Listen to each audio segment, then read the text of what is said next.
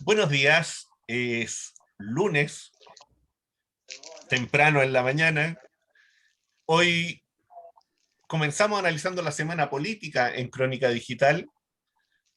Por una eventualidad no pudo ser el domingo, por eso estamos con Juan Andrés Lagos, con Florencia. Como siempre, ¿no es cierto?, en esta discusión, en esta conversación permanente que vamos sosteniendo a lo largo del tiempo.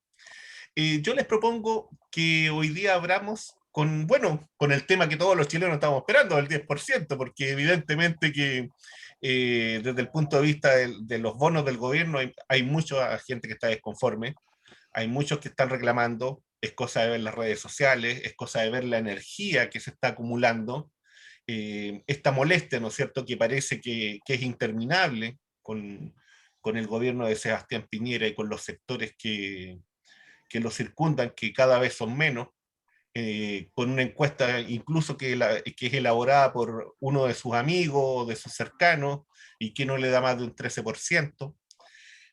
¿Qué les parece a ustedes esta situación y cómo ven este nuevo gallito entre, entre el mundo social y el gobierno en cuanto al tercer retiro?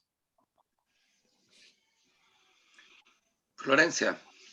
Parto yo, bueno, yo creo que es, era evidente que este escenario se iba a generar. Yo pensaba en esto de el recurrir al Tribunal Constitucional desde el primer retiro, porque era evidente que se iba a abrir una ventana que después no iban a poder cerrar, porque el gobierno no ha dado las garantías para que las personas se puedan quedar en sus casas haciendo la cuarentena, las personas tienen que recurrir a sus propios recursos. Y sin duda era evidente que lo iban a hacer. El tema es que, ¿qué hace la oposición frente a esto? Y no solo frente a esto, porque en el fondo es comprensible que nos han llevado a un nivel de hambruna en que, o sea, es comprensible que la gente esté más preocupada de sus recursos, de cómo tener sus recursos, que de las violaciones a los derechos humanos, porque realmente han llevado a un extremo a las familias en Chile, en que existen madres en este país que no levantan a sus hijos para que los niños no pasen hambre. Y me conmociona porque de verdad, yo sé que es una realidad que ha trascendido toda la historia, pero ver ahora cómo llegan mensajes a profesoras diciéndoles, ¿sabe qué, profesora? No, el fulanito no se va a poder conectar, no es de flojo, es que no lo quiero levantar porque no tengo pan. Esa es la realidad. Entonces, creo que la gran pregunta es, ¿cuál va a ser la respuesta de la famosa oposición frente a estas reiteradas y extremas violaciones a los derechos humanos no solamente en el ámbito de la tortura, de las mutilaciones, de las violaciones, sino que también violaciones en el ámbito de las necesidades básicas? Estamos hablando de un pueblo que tiene hambre. Entonces, es evidente lo que ellos iban a hacer, no creo, o sea, yo no entiendo, todavía a mí me sorprende la sorpresa de algunos sectores con este tipo de medidas del gobierno, cuando han sido capaces de declararle la guerra al pueblo. Ahora mismo, por ejemplo, voy a hacer, quizás me desvío un poco del tema, pero creo que tiene relación también. Hay una sorpresa, hay un estado de sorpresa, hay un llamado, está peligrando la democracia, por este comunicado que ha sacado la Fuerza Armada en conjunto, la Fuerza de la FARC, la Fuerza Armada, todos juntos, por la invitación que le hizo la red al general Baquedano. Y todo el mundo alarmado, peligra la libertad de expresión y peligra la democracia. Oye, tenemos más de 600 mutilados, hay torturas, violaciones. El 29 del Día del Joven Combatiente asesinaron, atropellaron a una mujer, tenemos presos políticos, insisto, tenemos niños con hambre, y eso no es suficiente para poder salir a decir que peligra la democracia. O sea, solo cuando les tocan a su canal, más encima un canal que, por favor, y voy a ser súper impopular lo que voy a decir, un canal que, el mismo canal que pone a Baquedano, a hacer la imitación de Baquedano, tiene un programa con Checho Iranes llamando a usar el uso desproporcionado de la fuerza de carabineros. Entonces, esta es una operación política para correr el cerco y todo vale, y en el mismo programa que le tiramos al gobierno también podemos tener un pinochetista defendiendo a Pinochet diciendo que aquí no hubo dictadura. Realmente, no sé, yo creo que a mí de verdad me impacta la quietud, la poca reacción frente a un sistema que lo que está es usando y abusando del poder de manera obscena, grotesca y abierta. Bueno, Omar, yo quiero partir por el tema, por lo que tú planteaste también, y agregar un antecedente objetivo, ¿eh? Un antecedente que yo creo que en Chile hay sectores que son de una esquizofrenia social y política terrible. Erich Fromm, si estuviera vivo, yo creo que estaría metido de cabeza analizando con corazón y cerebro a Chile, porque de verdad que efectivamente este es un laboratorio neoliberal y lo sigue siendo tremendo, brutal en muchos aspectos y complejo también. Mira, lo digo por lo siguiente, a propósito de lo que decía Florencia en relación a la pobreza. Los grandes medios hegemónicos yo creo que prácticamente no han hablado de este antecedente, pero de alguna u otra manera ha trascendido y está instalado. El Banco Mundial, que es parte del sistema financiero que resguarda el sistema bancario transnacional, planetario, que no tiene nada que ver con las izquierdas ni nada algo parecido, hace algunos días atrás entregó el antecedente que obviamente en Chile no se ha desmentido, porque no lo van a poder desmentir, que sobre 2 millones de personas de la llamada, entre comillas, clase media, cayeron en pobreza. Estamos hablando de 2 millones de personas. Probablemente en torno a cada una de esas personas hay una familia o hay un grupo familiar. Probablemente. Por tanto, estamos hablando de millones de personas que en los últimos meses cayeron en esta situación de pobreza y que eran de la llamada clase media que en este país ha servido para todo. O sea, sirvió en la dictadura, sirvió en los 90, sirvió en los 2000 para darle legitimidad al neoliberalismo, para mostrar que había algo, ha servido para este gobierno que a este bono que ha irritado a la sociedad completa, o a una parte muy importante de la sociedad, este gobierno lo llama bono clase media. O sea, le da una formulación de salvataje socioeconómico tremendo.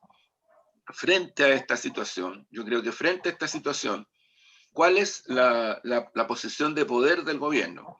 Bloquear el 10%. Ya Piñera formalmente anunció que va al Tribunal Constitucional. Bloquear el 10%. Nadie de las personas que han estado planteando la necesidad de un 10% ha dicho que ese 10% es algo, del punto de vista de los ahorros de las personas, algo bueno, algo positivo. Nadie. Lo que se ha dicho es que ante la carencia total con la cual queda la gente producto de estos bonos y de otras cosas inhumanas que el gobierno está tratando de imponer, no queda otra alternativa que recurrir a este 10%. Fíjate, yo digo las cosas como se están llevando al punto límite y extremo que están llegando. A mí me parece de que conversaba el otro día con el presidente del Partido Regionalista Verde, Jaime Mulet, que en su mérito hay que reconocer, Jaime Mulet es el primer parlamentario que impulsa el 10%, el primer 10%. Claro, no tenía la maquinaria mediática, otras parlamentarias y parlamentarios rápidamente dijeron que no, después se dieron cuenta que sí, pero ahí hay una persona que yo creo que en la trayectoria del tiempo ha estado vinculada a esta lógica. Y él mismo, a mí me decía el sábado pasado, yo no defiendo el 10%. Yo lo que digo es que frente a la tosudez, al egoísmo, a la insensatez de este gobierno, ¿qué vamos a hacer? Conversaba también con Bárbara Figueroa en ese mismo espacio. Y decía, bueno, nosotros hemos planteado el ingreso mínimo 500.000 pesos. Nosotros tomamos la decisión como CUT de no aceptar como interlocutor a Melero. No lo aceptan como interlocutor. No se van a reunir en la misma mesa con Melero. Es un gesto, un acto, unos podrán decir menor, otros mayor, pero es un gesto importante. Pero yo, ¿qué es lo que creo, Omar y Florencia? Que efectivamente aquí lo único, y tal vez concuerdo con Florencia en ese aspecto, lo que algunas y algunos no sé si olvidan o lo dejan de nuevo en un segundo plano, es que lo único que ha logrado que este gobierno en algún aspecto cambie es la presión, la lucha y el estallido social. Es lo único. Es lo único. El año pasado, las caceroleos, incluso callejeras, lograron que el gobierno cambiara algunas de sus criminales medidas sanitarias y económicas. Eso fue. Voces potentes, como la de Daniel Jaue, como la de luchadoras y luchadores sociales, como la de luchadores y luchadores territoriales, como miles, millones de personas que, exponiéndose incluso al riesgo de la pandemia, presionaron para que efectivamente el gobierno pudiera cambiar. Y también en el Parlamento, hay que decirlo, porque también en el Parlamento hubo gente que dio la pelea. Entonces yo digo, para mí, Omar y Florencia, en este momento, 30 de abril, convocatoria de la Central Unitaria de Trabajadores a una protesta nacional, a un paro sanitario. Hay que jugársela entera por eso, absolutamente, sin ninguna relativización, pero sin ninguna, al contrario. El gobierno lo que va a hacer es tratar de criminalizar esa protesta. Incluso yo no descarto que acuse a quienes están convocando y les ponga ley de seguridad interior del Estado y aparezcan en los grandes medios hegemónicos. Oh, no respetan la salud de la gente, están llamando a protestar. Van a hacer una laraca brutal. Brutal. Eso es lo que van a hacer. Los mismos que han impuesto este sistema sanitario para que lleguemos al punto que hemos llegado, porque lo hemos dicho otras veces y lo vamos a decir majaderamente. Aquí hubo múltiples voces de instituciones que no tienen nada que ver con la izquierda, porque la católica, la Pontificia Universidad Católica de Chile no tiene nada que ver con la izquierda. La Chile tampoco, la de Concepción tampoco. Janet Vega, Mercedes López, Tobar, jefe de la urgencia clínica del Hospital de la Chile, no tienen mucho que ver con nada en ese sentido. Digo algunas voces porque han habido muchas otras de la Mesa de Salud Salvador Allende, que agrupa a trabajadores y trabajadoras de la salud. Lo vienen diciendo desde fines del año pasado. Hay que tomar estas medidas en el terreno sanitario y estas medidas en el terreno socioeconómico. Ninguna se tomó. El punto es que las conocían, las sabían y no las tomaron. Por tanto, tampoco es que, desde el punto de vista sanitario, este gobierno pueda decir, como dice París todos los días, tenemos 7.000 contagiados, tenemos 200 muertos, ciento y tantos muertos, pero lo estamos haciendo el descueve. Está fantástica la situación del país. Entonces creo que la protesta del 30, el 1 de mayo, lo que ya está ocurriendo en los territorios, no solamente en algunos territorios, está empezando a generalizarse el caceroleo en muchas comunas de Chile. Yo creo que es el camino para pararle los carros de una vez por todas a este gobierno insensible que por lo menos algunos, ya el año pasado, incluso antes de la pandemia, planteábamos la necesidad de adelantar las elecciones y que terminara este gobierno. Alejandro Navarro, Mulet, yo mismo y unos cuantos más. Juan Andrés, Florencia, y en ese sentido, bueno, yo creo que hay una energía social que se está mostrando poco a poco, ¿no? Se está recuperando desde ese punto de vista una pulsión que yo creo que ciertos sectores de la oposición la perciben y tengo la impresión que desde el propio gobierno también. Tengo la impresión que desde el propio gobierno incluso hay mucha duda sobre incluso el tema de recurrir al Tribunal Constitucional, porque tampoco el Tribunal Constitucional hoy día es un instrumento del cual pueda salir libre, ¿no es cierto?, y limpio de esta situación de crisis que viven casi todas las instituciones del país y en donde están en una pelea interna que es bastante fuerte, dura entre las propias derechas, entre ellos mismos, producto de diversas situaciones. Entonces tampoco el clima del Tribunal Constitucional es tan simple y es tan sencillo como para venir y decir vayan, digan no en las condiciones en que hoy día están. Yo tampoco lo veo hoy día con una factibilidad como la que había, para, por ejemplo, para el segundo retiro, en donde Piñera se juega la carta de Brahms, y hoy día la carta de Brahms está en entredicho. Está muy en entredicho. Y desde ese punto de vista, creo, o visualizo que el escenario desde esa perspectiva para el gobierno se vuelve muchísimo más difícil, porque además el propio Desbordes viene y dice, oye, si esto se dice no, ojo, que estamos abriendo la puerta para una reacción social. Ojo que esto puede traer algo que es no buscado. Y eso ya, de una u otra forma, es lo que ha estado dentro del Consejo de Renovación Nacional, ¿no es cierto?, cuando ellos vienen y apoyan en el fondo la posibilidad del tercer retiro, lo que genera un quiebre también al interior, ¿no es cierto?, del propio gobierno.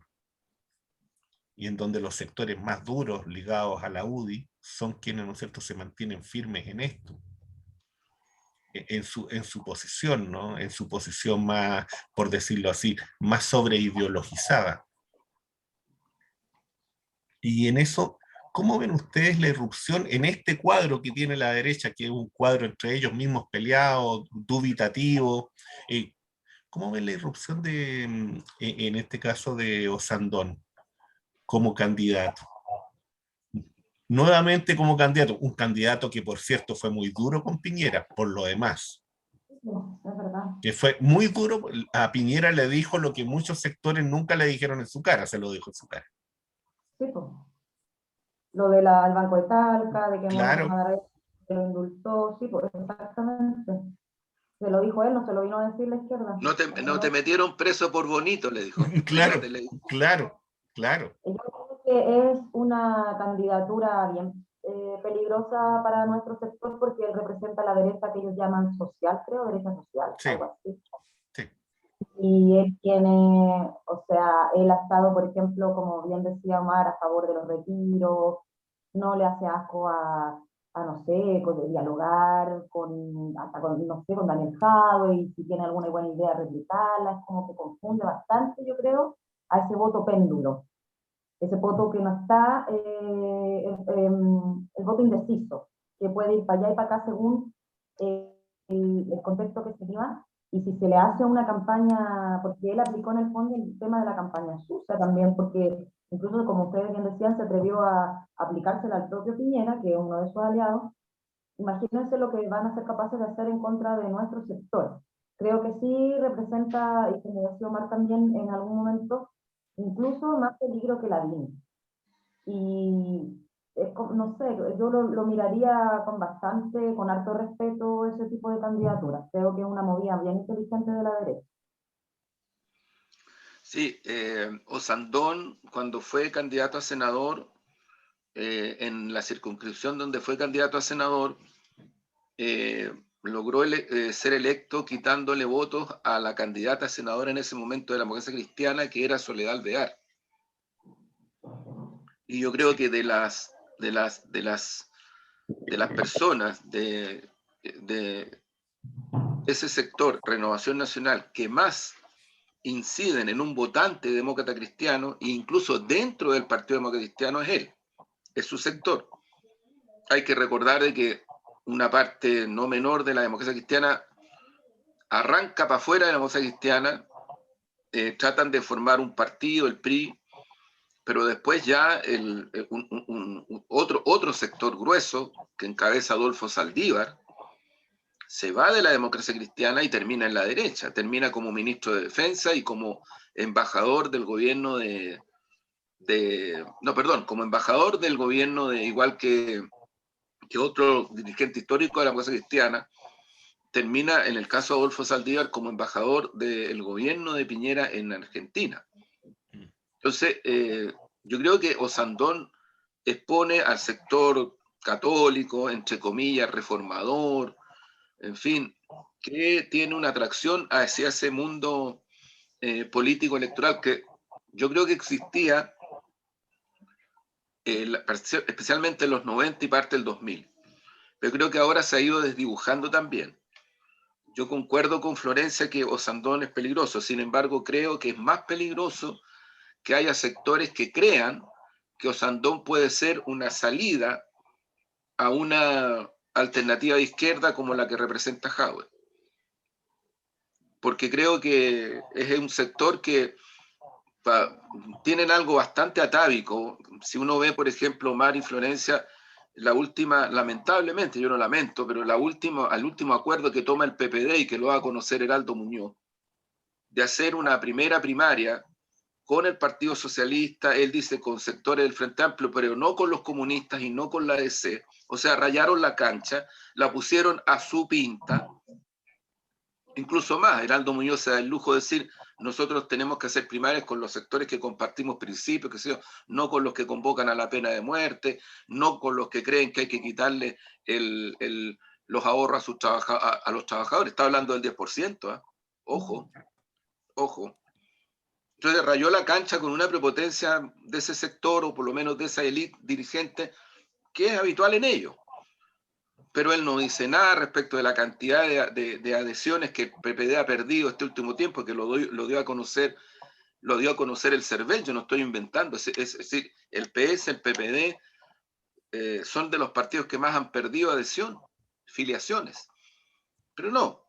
Entonces yo digo, creo que hay sectores que van a hacer muchas más cosas todavía de lo que han hecho para defender la estructura neoliberal que existe en Chile. Y van a mirar con cierta simpatía a gente como Sandón, que además tiene un correlato fuerte a nivel municipal.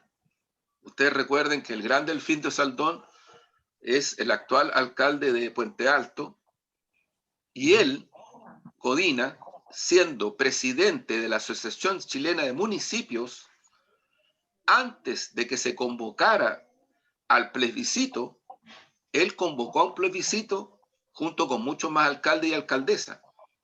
Plebiscito que se hizo y que además, entre otras cosas, tuvo como resultado, uno de sus importantes resultados, fue que la ciudadanía optaba por asamblea constituyente. Tal cual. Esas son cuestiones que se hicieron en el plebiscito convocado por la Asociación Chilena de Municipios cuando Codina era su presidente.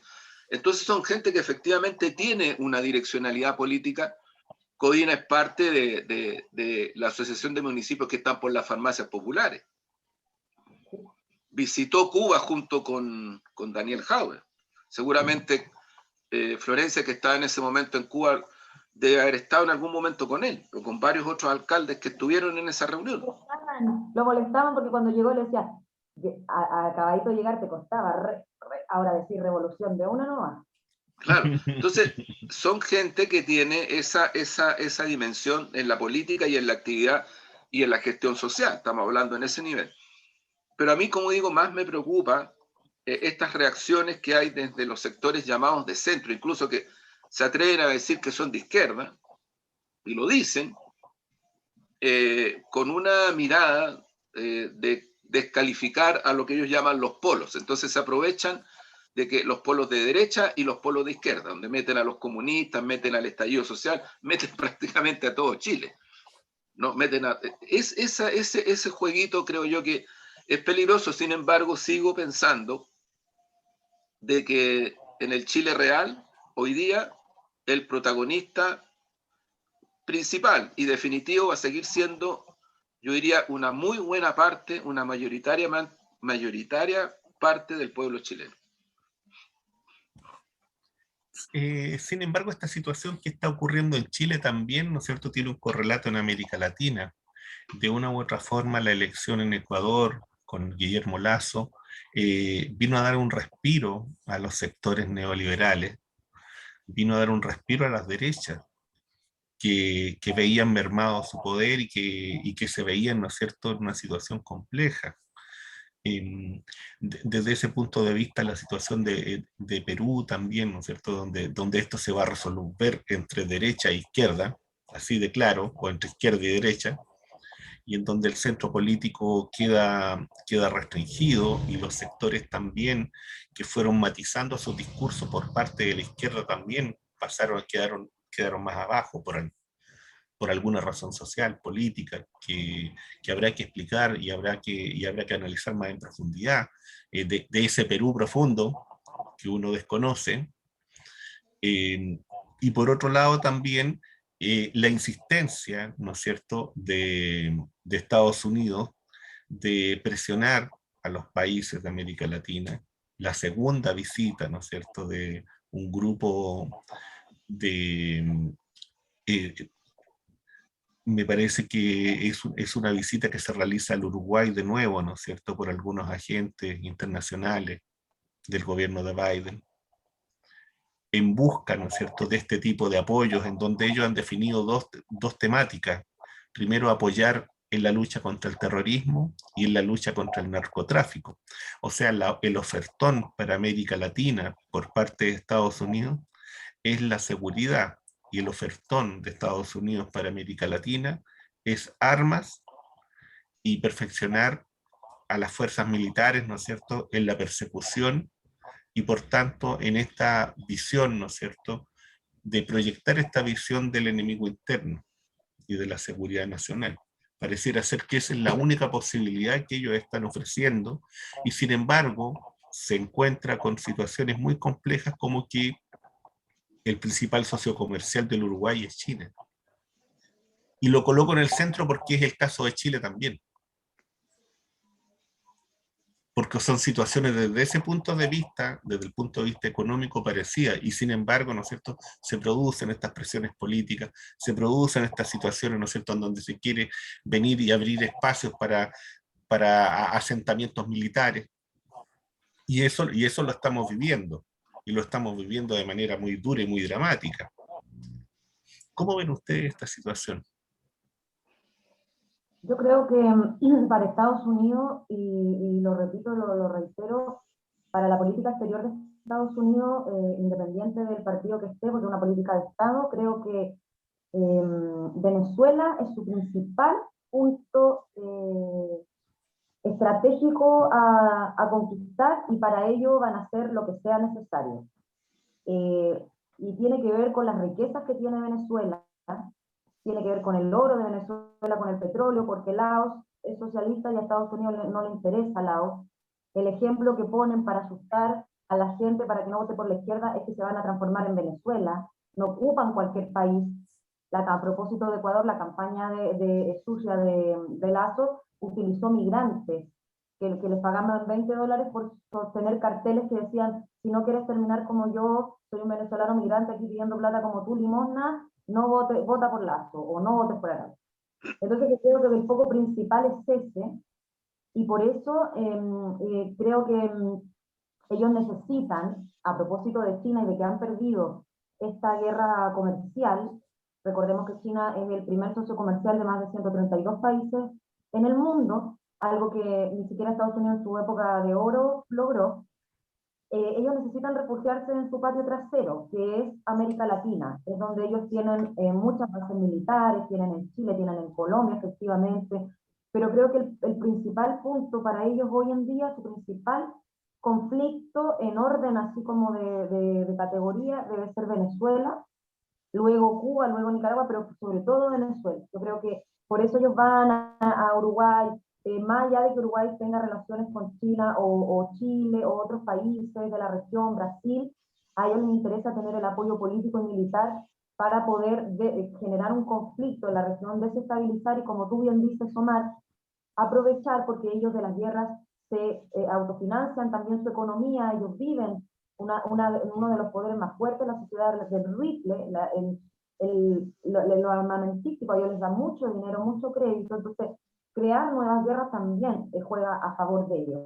Creo que es todo un plan que da continuidad a lo que ya venía haciendo Donald Trump, porque esta es una política exterior que depende del Estado total y lamentablemente tiene el apoyo de Piñera, de Bolsonaro, obviamente de Duque en Colombia, y ahora lamentablemente Ecuador, que es un problema realmente que se le pone el escenario de un encuentro, desde mi opinión, desde mi punto de vista, complejo a Venezuela, porque Ecuador también puede jugar un rol ahí preponderante en la desestabilización y en los ataques en esa zona geográfica, en las fronteras con Venezuela, y también porque se cae esta esperanza que teníamos todos de que poder retomar con fuerza el proyecto de la UNASUR, proyecto de integración como la CELAC, que declaró América Latina zona de paz en el 2014, acuerdo que Piñera firmó, por cierto. Entonces creo que realmente es un escenario que, como tú bien dices, Omar, le da un tanque de oxígeno sin duda para las derechas en América Latina. Juan Andrés. Sí, para tratar de incorporar elementos, creo que que sigue siendo un escenario muy contradictorio. Efectivamente, lo de Ecuador es un revés explicable, sí, porque creo que ahí lo que ha ocurrido es que hay que explicarse el 1.000.000 de votos o más del 1.000.000 de votos de abstención, que es muy alto. Y también hay que explicarse que Pachacuti, que es un movimiento indigenista muy fuerte, hasta donde yo tengo el análisis, terminó intencionando votación a favor del candidato de la derecha, que además tiene una histórica tensión con el movimiento ciudadano que encabeza Correa, o que ha liderado históricamente el expresidente Correa. Entonces son parte de una situación nacional en Ecuador que lamentablemente se expresó como se expresó en la elección, es decir, una abstención de más de 1.000.000 de personas decide cualquier votación, cualquiera, o sea, ya no estamos hablando de algo menor. Y habría que explicarse por qué esa ciudad, porque además no es que no fueron a votar, pero anularon, o sea, una cuestión como decir, no queremos saber nada de todo esto, es una cuestión súper fuerte.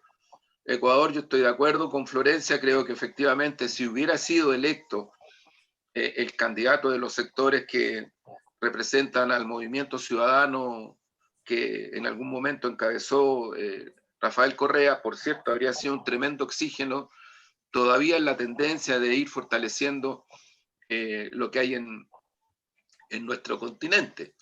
Pero aparece Perú. Y aparece Perú en una situación que vamos a ver qué ocurre en segunda vuelta. Yo tengo la impresión de que a lo menos ya sectores de izquierda, sectores progresistas del Perú están analizando. Yo creo que hay que tener mucho respeto por las situaciones nacionales. Respeto que aquí la élite comunicacional, política y chilena no tiene. O sea, ya están hablando de que en Perú se está definiendo, dicen ellos, lamentablemente, a los pseudoanalistas del Canal 13, de TVN, en fin, todo, se está lamentablemente, dicen ellos, le ponen al tiro, entre la ultraizquierda y la ultraderecha corrupta como es Fujimori. Ya marcaron, ya ellos ya hicieron el encuadre y de ahí es muy difícil sacarlo. Pero yo creo que lo que podría ocurrir es que si los sectores progresistas, de izquierda, transformadores en el Perú, ponderando la cuestión esencial, porque la verdad es que si llegara a ser presidenta la hija de Fujimori, que además ella misma es una corrupta, yo creo que ahí, y ojo, es una corrupta neoliberal, del sector neoliberal, de la tercera vía, no es de la izquierda, no tiene nada que ver con la izquierda, nada que ver, tiene que ver con la derecha, con el neoliberalismo, con eso tiene que ver Keiko Fujimori, ¿no? Y el padre también. A diferencia del profesor, del maestro, del dirigente sindical, que pasa a segunda vuelta, que es un hombre que ha estado vinculado de una manera hace mucho tiempo en las luchas sociales sindicales que en el Perú se desconoce mucho en Chile, pero son muy fuertes. En Perú el sindicalismo es muy fuerte, no es algo menor. Yo creo que si los sectores de izquierda aunan fuerzas en torno a esta candidatura, lo que podría ocurrir, entre comillas, sorpresivamente para algunas y para algunos, es que el próximo presidente del Perú sea una persona de ese perfil, con un programa que uno lo podrá compartir totalmente, un poco, a media, pero con un programa transformador, y que yo no tengo duda que en esa dirección de esfuerzo calza más con la tendencia que describía Florencia, que es efectivamente la que hay. Ustedes recuerden que hace unos días atrás el portavoz de la Cancillería china hizo una declaración bien importante a propósito de Venezuela y Estados Unidos, cuando él dice, aquí nos acabaron los patios traseros, se acabaron en el mundo los patios traseros, y plantea la disposición de China a ayudar en el contexto del derecho internacional a la crisis que vive Venezuela, que es producto del bloqueo. La crisis de Venezuela es esencialmente producto del bloqueo norteamericano. Otra cuestión que aquí en Chile se desconoce, pero de una manera, yo diría, impresionante, cómo los grandes medios no desconocen, sino que niegan la realidad venezolana a partir de la causa principal de la crisis, que es este bloqueo que tiene a Venezuela en una situación extraordinariamente compleja, extraordinariamente compleja. Sí, yo tengo la impresión que en el caso ecuatoriano, desde mi mirada, creo que efectivamente el factor Pachacuti jugó un papel muy importante. Yo también creo que desde los sectores del mundo de Correa, de Arauz, pienso que también cargaban con una cosa que es muy fuerte, y es el hecho de que Lenín Moreno perteneció a su sector, y de que por tanto los errores del gobierno de Lenín Moreno, más allá de que haya sido manejado y de que quien estuviera detrás eran los sectores conservadores de derecha, finalmente la responsabilidad de que Lenín Moreno estuviera en la presidencia era de los sectores de Correa. Y ahí hubo, y digo eso porque de una u otra forma tiene que hacernos rememorar a nosotros también lo que fue el final del segundo gobierno de la presidenta Bachelet, y de lo que fue la candidatura de Guillén, y como hubo sectores, ¿no es cierto?, dentro de las propias izquierdas que o no fueron a votar o hicieron otro tipo de cosas, ¿no es cierto?, castigando lo que fue de una u otra forma esta imposibilidad del segundo gobierno de Bachelet de poder avanzar teniendo los elementos para hacerlo. Yo creo que yo creo que ese es un punto que hay que reflexionar desde el punto de vista de la izquierda, ¿no?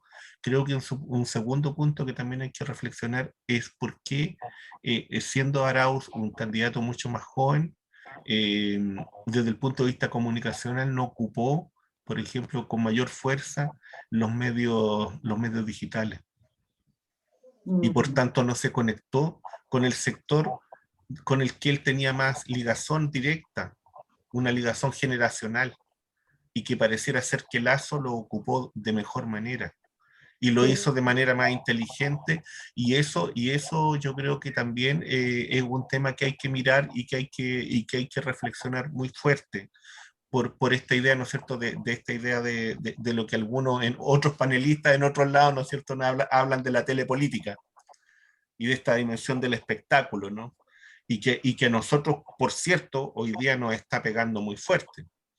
Entonces, yo creo que hay elementos que nosotros tenemos que recoger para el análisis nuestro y para lo que viene.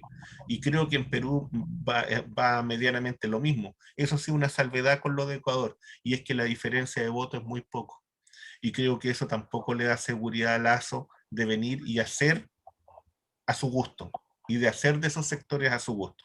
No es tan sencillo. Y no es tan sencillo tampoco porque yo tengo la impresión de que Ecuador y Bolivia tienen una particularidad, que tienen movimiento social fuerte, y son movimientos sociales que derrocan presidentes. Ojo con eso. Y en el caso de Ecuador, no es la primera vez que un gobierno viene y sale rapidito. Entonces esos elementos hay que tenerlos muy, muy en cuenta y muy en consideración, y eso habla de esta crisis, de esta tensión, ¿no es cierto?, que existe en América Latina, y que vamos a ver cómo se resuelve en Perú. Y de eso, volviendo a Chile, ¿cómo ven ustedes el cuadro político en general? El cuadro político. ¿Cómo ven ustedes bueno, a Juan Andrés no le gusta mucho el ejemplo del tablero de ajedrez, pero bueno, del Go entonces.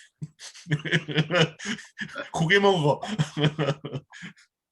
¿Cómo ven ustedes el cuadro político en este minuto? ¿Qué es lo que pasa, Omar? Que, mira, yo lo del ajedrez, y a mí me encanta el ajedrez. Soy fanático del ajedrez. Y el problema es que a nosotros, a la izquierda chilena, en broma, irónicamente también, compañeras y compañeros de otras fuerzas de izquierda de distintas regiones del mundo, nos dicen que somos muy ajedrecistas para la política, muy calculadores.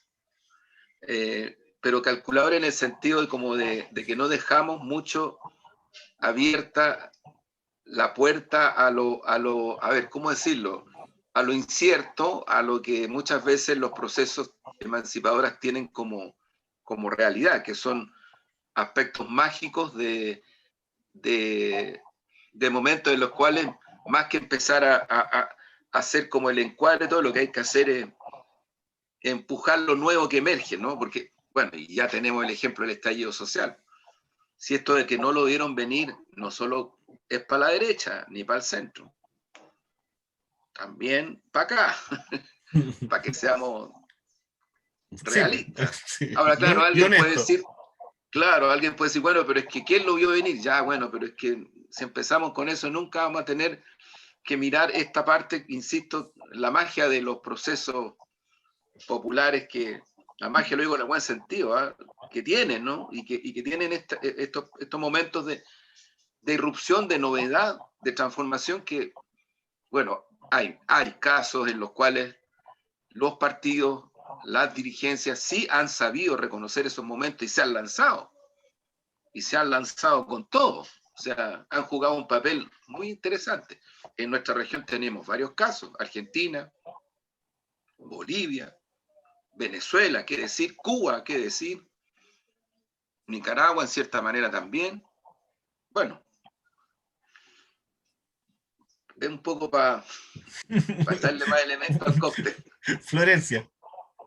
Yo creo que es un escenario político bien interesante. Existe un pueblo que está bien reactivo. Yo lo observo, ¿sabes dónde? A propósito de las plataformas que tú señalabas, Omar, cómo Lazo ocupó esas plataformas. De hecho, Lazo tiene TikTok y se utilizó, su campaña se hizo a través del TikTok, o sea, armando una imagen que no tiene nada que ver con él porque él no es carismático, pero como TikTok tiene efectos y cuestiones, lo puede transformar en Michael Jackson si quería el tipo, y eso hicieron. Esa es una cosa. Bueno, con respecto a Chile, bueno, en TikTok, ya que la gente no puede salir y no se puede mover tanto, hay muchas necesidades, pero como hay muchas necesidades de expresión y de protestar, en TikTok la gente hace videos, muestran, y yo siento que el pueblo está como reactivo, como que están ahí, pero si tú los tocas y así les dice, oye Piñera, ¡pah! Saltan, ¿qué ese concho? ¿Por qué votaron por él? Como que creo que hay un pueblo, una olla a presión que puede explotar en cualquier momento, y siento que es un escenario político interesante porque hay alguien que por fin representa ese malestar, ese descontento, y no solo lo representa, sino que tiene una propuesta para solucionar eso. Y ese es Daniel Jadwe. Y no por nada, en el fondo fue levantado por la mayoría popular. Daniel Jadwe no anda recolectando firmas para inscribirse. Su partido ni siquiera lo proclamó, el primero lo proclamó el pueblo, después el partido. Entonces creo que es interesante y sin duda hay que estar muy atento porque obviamente van a querer destruirnos a Daniel, a su proyecto político y a lo que él representa y a la gente que él representa, que es una gran mayoría de gente que está asqueada ya de este modelo y que quiere otra cosa. Entonces, que creo que es interesante, es un escenario interesante, peligroso igual, porque el poder finalmente lo tiene la derecha, lo tiene las Fuerzas Armadas, lo tiene la justicia, que actúa como en favor también del gobierno. O sea, tenemos a los tres más de centenares de presos políticos que han sido liberados y que se comprueba que todo eran montajes, en fin. Entonces creo que es un escenario que augura cambios realmente profundos, pero como todo cambio profundo, eso implica bastante dolor, bastante tragedia. Bueno, ya llevamos varios muertos, varios mutilados, varios torturados, y creo que sin duda es un escenario que es adverso, pero yo creo que así es cuando las cosas van a cambiar. Cuando las cosas van a cambiar, obviamente el enemigo se ataca con todo, defiende lo suyo, y eso es lo que está haciendo el 20% de este país, que fue el que eligió a Piñera. Sí, mira, yo creo que en eso, cuando colocaba un poco el ejemplo del ajedrez, tiene que ver con que uno puede, hay partidas que son tensas y que son cerradas. Yo creo que gran parte de esa forma de jugar ajedrez fue todo el periodo de la transición. Y creo que hay momentos en donde el tablero se abre, en donde la partida es más abierta y por tanto es más riesgosa y por tanto exige también de los jugadores la capacidad, ¿no es cierto?, de jugar al límite. Yo tengo la impresión de que el momento político que estamos viviendo hoy día, estamos jugando al límite, en donde los sectores de las izquierdas están jugando al límite y la derecha también está jugando al límite. La derecha también tiene que extremar recursos. tiene que extremar recursos para poder contener y sostener su visión de mundo, que ya no es tan fácil. Y en ese sentido, ¿no es cierto?, uno puede venir y apostar por el juego, por las variantes que se han jugado muchas veces, o puede intentar inventar algo. Y ese es el punto. Ese es el punto dramático en el que hoy día está la izquierda y las oposiciones. ¿Qué se hace? ¿Cuál es la jugada? ¿Cuáles son las jugadas que nos pueden llevar a recuperar el gobierno y a llevar a cabo, ¿no es cierto?, una propuesta de país un poco distinta, más amable, llamémosla así? Yo creo que esa es la situación en la que estamos hoy día. Para ocupar esta imagen, ¿no es cierto?, esta imagen del tablero de ajedrez. Carlsen, Omar, dime, sí, lo que uno de tengo, los campeones mundiales sacrificó a la dama y ganó en un partido magistral, tremendo, ahora, tremendo, hace tremendo, poquito. tremendo, tremendo, tremendo, claro. Sacrificar la dama es lo máximo en el Claro. ajedrez, lo ¿Sí? máximo. Buen ejemplo, buenísimo, lo comparto. Oye, yo me tengo que retirar, los dejo, pero Uh-huh, antes una noticia que está dando Sputnik, uh-huh. que es muy importante y además es muy trascendente, yo por lo menos me alegro mucho, que ha sido electo como secretario general del Partido Comunista de Cuba el compañero Díaz-Canel, en reemplazo del histórico compañero y general de ejército Raúl Castro. Bueno, es una noticia que Tremendo. ya el día viernes, ¿no es cierto?, había un golpe, creo que fue el día viernes, ese golpe fuerte Sí, cuando Raúl Castro, ¿no es cierto?, Raúl dice renuncia, que no va a claro, seguir. que ya no sigue. Y, Oye, y está bueno para decirle a esos políticos, sobre todo en el Congreso, que han estado enquistados, sobre todo la derecha, que es la que más ha hecho esta enquistada, hay que decirle, oye, se cayó el muro de Berlín, Fidel se murió, Raúl dejó el poder, y ustedes, ¿qué están esperando? Porque chuta que le son un revuelo para acusar a Cuba de dictadura y resulta lo que se han quedado enquistados con ellos. Sí, pues, los dejo, sigan, ya pues, adelante. sí, sí, Chao, chao, chao, chao, chao. chao, chao. Florencia, para ir terminando, ir haciendo los últimos, sumemos algunos elementos a esta sopa o a esta cazuela, a esta tremenda cazuela, a este tremendo juego que se está haciendo, a esta tremenda cocina, esta cocina familiar, esta olla común que es la situación que estamos viviendo, ¿no es cierto?, a nivel nacional. En ese sentido, ¿cómo ves tú el papel del movimiento de las mujeres en este minuto? ¿Cómo ves tú eso? Del Mira, el movimiento movimiento, feminista. ¿Cómo lo ves? Desde tu perspectiva, de lo que tú has podido indagar, con las sí, personas que tú puedes conversar. yo creo que es un movimiento súper potente en Chile, de hecho, qué bueno que lo planteas, porque yo siento que la última manifestación potente, que auguraba en el fondo quizá un estallido 2.0 fue la manifestación del 8 de la feminista, justamente en marzo, que fue brutalmente reprimida, y después de eso ya fue el copamiento. O sea, yo creo que quienes dieron una alerta de lo que podía llegar a pasar son justamente las mujeres que salieron, que se tomaron una vez más ese día simbólico las calles con mucha fuerza, con muchas manifestaciones culturales, expresiones culturales durante todo el día, y fueron duramente reprimidas.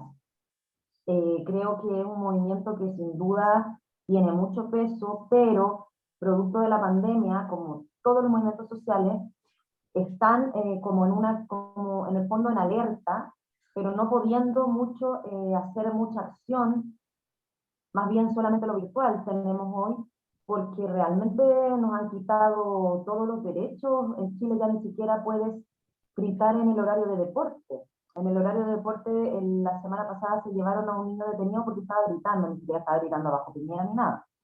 Y la justificación de Carabineros fue que en el horario de deporte para hacer deporte, no para gritar. O sea, con esto quiero decir que han sido coartados casi todos nuestros derechos y por eso es muy difícil visibilizar, obviamente en la calle o en acciones más concretas quizá este movimiento, pero está ahí y cuando pudo salir salió con mucha fuerza. Yo creo que como digo yo, esa una, o como dijiste tú, también una olla a presión que en cualquier momento va a explotar el movimiento feminista es un movimiento transversal que convoca a muchas mujeres y que también yo creo que es continuidad, a mí me gusta decir, del movimiento de mujeres durante la dictadura. Recordemos que cuando los hombres estaban clandestinos, fueron las mujeres las que primero salieron a manifestarse con este emblema de que tenemos las manos limpias, entonces creo que es una continuidad de aquello. Bueno, Florencia, agradecerte el tiempo, la disposición, como siempre, ¿no? Y invitar a nuestros amigos y amigas a ir a Maturana con Huérfanos, al Café Crónica Digital. Ahora, en estos días, se vuelve a abrir, hay la posibilidad de ir a tomar su cafecito, disfrutar de algo, a lo menos de pasadita, a lo menos de pasadita, y conversar un ratito. Y eso pues. Y bueno, nos veremos la próxima semana, sabiendo que están ocurriendo muchas cosas en Chile y que la gente tiene que estar atenta y no le crea todo lo que ve. Los matinales no siempre dicen la verdad. No, para nada. Apaguen la tele. Busque información, infórmese, infórmese y luego infórmese. Chao, que estés muy bien. Chao.